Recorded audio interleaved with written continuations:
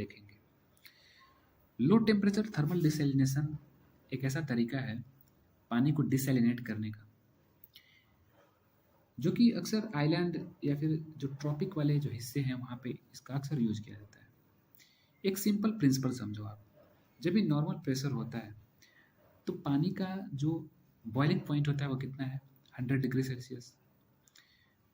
लेकिन अगर प्रेशर आप घटा दो, जैसे कि हायर एल्टीट्यूड पे हमें पता है कि पानी जल्दी उबलने लगता है, तो वहाँ पे बॉइलिंग पॉइंट बहुत जल्दी अचीव हो जाता है। जब भी हम प्रेशर को घटाते हैं तो वाटर नियरली 25 से 30 डिग्री सेल्सियस पे वो बॉयल होने लगता है और स्टीम जनरेट करने लगता है। ठीक इसी प्रिंसिपल का हम यूज करते हैं LTTD में, low temperature thermal desalination technology में।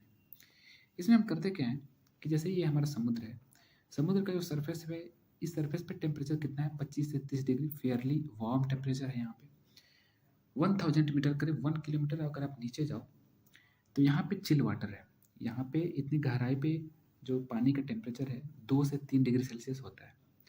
हम एक पंप से इस चिल वाटर को यहाँ पे पंप ऊपर खींचेंगे, राइट, और इसको घुमावदार कोयल के माध्यम से हम एक टैंक में पहुँचाते हैं।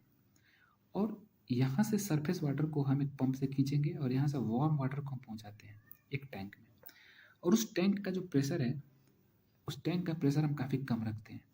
अब जैसे ही इतना लो प्रेशर वाले टैंक में ये जो पानी आएगा, ये इवेपोरेट होने लगता है, क्योंकि इसकी बॉइलिंग पॉइंट बहुत कम हो जाती है, इवेपोरेट होने लगता है। इवेपोरेट होगा, स्टीम जनरेट होगा। इस स्टीम का आप दो तरीके से यूज कर सकते हो। एक तो डायरेक्ट इस स्टीम को यहाँ से आप ठंडा कर लो, ये जो नीचे से चिल वाटर आ रहा है जो कोयल में घूम रहा है, यहाँ पे कंडेंस करा करके पोर्टेबल वाटर यहाँ से जनरेट करा लो, एक ये तरीका हो सकता है। साथ ही साथ इसमें को जनरेशन भी हम कर सकते हैं। को जनरेशन का मतलब है कि सेम चीज़ से दो चीज़ जनरेट आप कर रहे हो। इस सेम स्टीम को आप दूसरे टैंक में भेजो और वहाँ पे आप क्या चला सकते हो, टरबाइन घुमा करके इलेक्ट्रिसिटी भी जनरेट कर सकते हो। और फिर यहाँ से जो वेपर इकट्ठा हो रहा है, इसी चिल वाटर का एक और एक्सटेंशन आप यहाँ पे भी लगा सकते हो। और यहाँ पे जो कोयल कंड्यूट है, इसमें आप जो चिल वाटर इसमें सर्कुलेट करा रहे हो, इस वाटर वेपर को ये भी कंडेंस कर देगा और यहाँ से भी पोर्टेबल वाटर आपका मिल रहा है। इस तरीके से लो टेम्परेचर थर्मल डिसैलिनेशन जो टेक्नोलॉजी है, उसका यूज आजकल वाइड स्प्रेड तरीके से चारों जगह पे हो रहा है। और ये काफ़ी इनोवेटिव भी है। जो हमारा कन्वेंशनल तरीका होता था कि सोलर डिसैलिनेशन प्रोजेक्ट या फिर जो भी कन्वेंशनल होता था तरीका, उससे काफ़ी एक इनोवेटिव तरीका हमने खोज लिया है, राइट। अब इंडिया में इसको फ़ायदा है। इंडिया में फ़ायदा इसलिए है कि इंडिया का जो लोकेशन है वो ट्रॉपिकल लोकेशन है, राइट। इंडिया का जो लोकेशन ट्रॉपिकल लोकेशन है, तो ट्रॉपिकल लोकेशन की वजह से यहाँ पे जो सी सरफेस टेम्परेचर है, ईयर अराउंड अगर एक एवरेज एनुअल टेम्परेचर की बात किया जाए तो एक फेयरली वार्म टेम्परेचर रहता है, करीब करीब 20 डिग्री सेल्सियस से अधिक की टेम्परेचर रहती है यहाँ पे।